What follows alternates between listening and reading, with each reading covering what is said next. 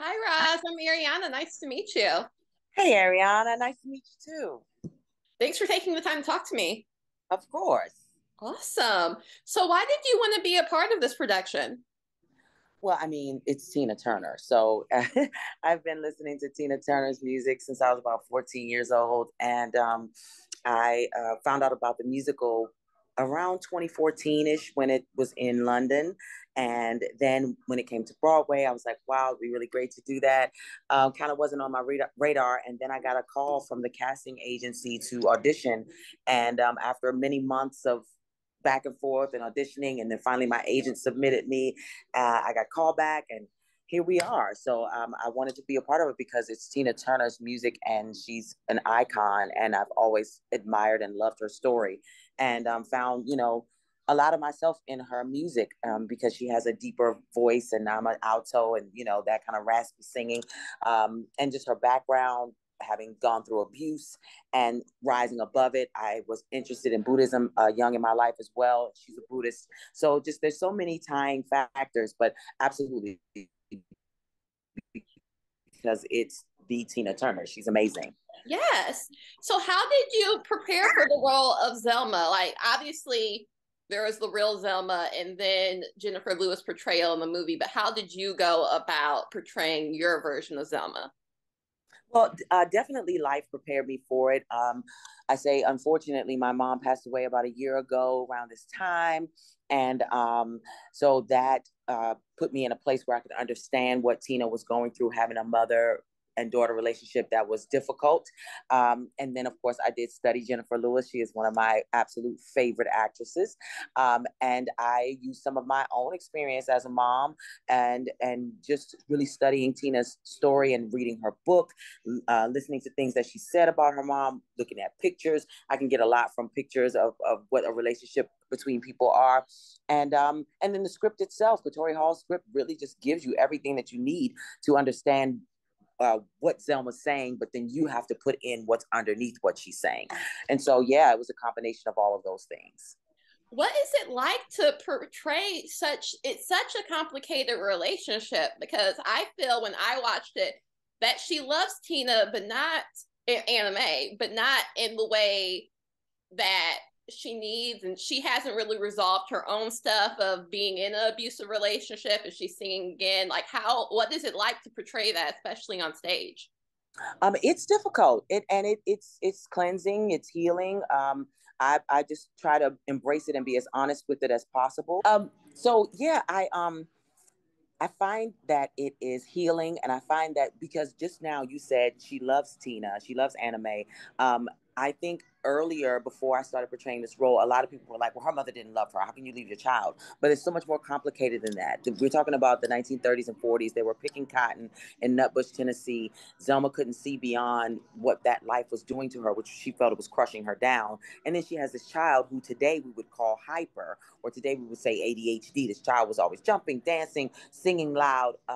We would medicate that child today. Zelma chose to leave her in the loving hands of her grandmother, and to give her the space that she needed, because Zelma did not have the equipment to raise a gifted child. And so even though she didn't know, she knew enough to know that it was better for her to be with her grandmother than to be with her. And then once she was older, then her grandmother passed away. Zelma sent for her, and soon enough, Ike comes along and discovers her. So I just really think that Zelma is the vessel that brought anime and Tina to life, but she's just a conduit for other, bringing her to other places where she needs to get things that she needs for her iconic status that she eventually achieved. So sometimes we think as parents we're controlling everything. We're not. And so we have to sometimes relinquish that control so that our children can fly. Yes. Well, as we said, Zelma's a very complicated person, and there's probably a lot of ways that you're not like her, but how would you say you are similar to Zelma? Well, I think that the stating of the rules, the no nonsense. I was kind of like that with my. I have sons, so it's different with daughters. But I'm very no nonsense when it comes to stating the rules, but also fun and making jabs and jokes, and as well as enjoying a good life. I think Zelma wanted to enjoy a good life, and she only knew one route to that.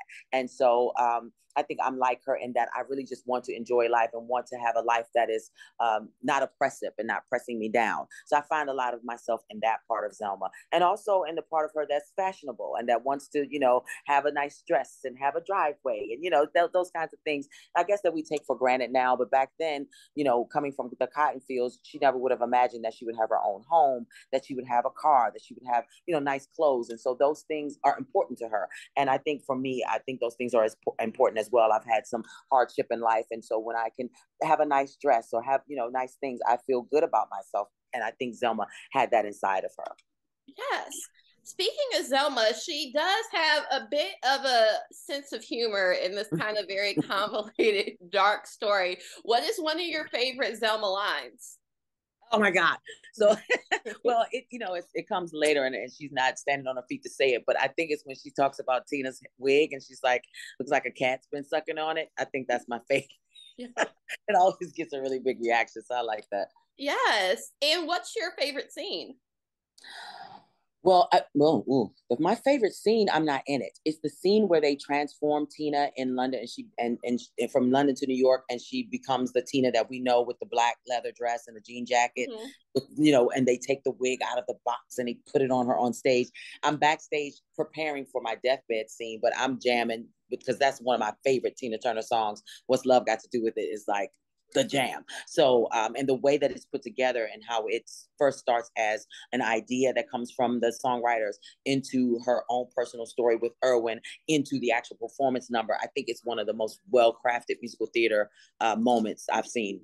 Awesome. That I completely agree. And so you said What's Love Got to Do with It is one of your favorite Tina songs. What are a couple of your other favorite songs? Well, for this musical, for certain, River Deep Mountain High is definitely a highlight because it gets to showcase our beautiful actresses who are playing Tina just on stage with the spotlight, and they just have to deliver the song. And there's no dancing and there's no twirling, and it's just about the power of her voice. That is definitely a highlight. I also love Simply the Best just because it's just such a triumphant song, and she's up on the top of those stairs and the audience is singing along, the band is revealed. It's just a brilliant moment in the show. As far as Tina Turner songs, period, Private Dancer is definitely got to be at the top of my list. It's just such a great song. It's a story and it's kind of dark, and it's just, her voice is never that I think that was probably the peak of her vocal, prowess, where she was using the bottom register and then the top register. Just really, really great song. So yeah, as you can see, I have a list. Yes. Well, the Tina musical is a mostly Black musical, and it was also written by a Black woman, which is obviously very rare in any industry, but especially this one. What is it like to kind of be a part of telling the story of Black excellence with Black people? It's amazing. I was just doing another interview earlier with Ann Nesby, who plays Grand Georgiana, Tina's grandmother. And we have often sat backstage and just said to each other, can you believe that just by Tina Turner living her life, she has provided opportunities for generations of people, women, Black women, all over the world, not just here in America. There's several companies of Tina all over the world. And so just by living her life, she has provided these opportunities. So for me, it feels like an amazing gift that I've been given. And it just feels like life makes sense now, because when I was 14, singing along to Private Dancer, inappropriately, I guess, it all came full circle. Here I get to be playing the woman that gave birth to this legend. And that is so amazing to me. Awesome. Tour life, I'm assuming, can be a bit rough. What are some kind of like pre-show rituals that you do before going out each night? Before the show, I'm pretty quiet in my dressing room. I don't do much. I'm probably snacking, drinking some water, maybe reading a little bit. But for the most part, I'm very quiet before the show. I do get out a lot during the day when I'm in these different cities and try to, get immersed into the city and the culture and, and have a good time and get some daylight, because some of the show, I start the show at a very dark point in Zelma's life when she's going through domestic violence. So I try to do the opposite of that. I try to do something very joyful before, but right before the show, I'm in my dressing room. I'm very meticulous. Anybody who knows me, they'll be like, Roz's dressing station is so meticulous. Every brush is in its place because that helps me to center and focus. And I'm, usually have a dressing room by myself, but last week I got to share a dressing room with Ann Nesby, and that was so much fun just to laugh and giggle, hear the stories of the industry from her. She's such an amazing mentor and somebody that's just super sweet and just loves everybody. It's just so good to be around so many loving people. But yeah, for me, I'm pretty quiet in the dressing room, and I'm very focused, trying to get into character and get into the mindset. That's my quiet time. Yeah. Is there something that you try to do in each city that you visit, like that you always like to go to a coffee shop or go shopping? Anything particular that you try to do in each city? For me, it's art. My mom was a visual artist. And so for some reason, as soon as I started going to these different cities, I would notice murals and statues and steeples. And so that's what I do. I get outside and I try to find as much art as I possibly can within the city. I go to museums sometimes. Today I have plans to go to the museum. So yeah, it's all about the art in the city. Oh yeah, well Detroit's a great place for you to do that for sure. Do you have anything that you kind of always bring on tour? I've talked to other people before, and you guys only have like so much room in like these small, maybe two suitcases. Is there something that you always try to bring? You know what? It's so interesting. I hadn't thought about it. But when my mom passed away, we got these keepsakes, and so I've had this with me since we've been out on the road. So I guess that would probably be the one thing that I definitely try to keep. And I also try to keep a picture of, well, we always have pictures in our phones. And so so my pictures are things that I keep with me. Yeah, but definitely my mom's necklace. And I do have a bracelet of my mom's too. So I try to keep something from my mom with me wherever I go. Awesome.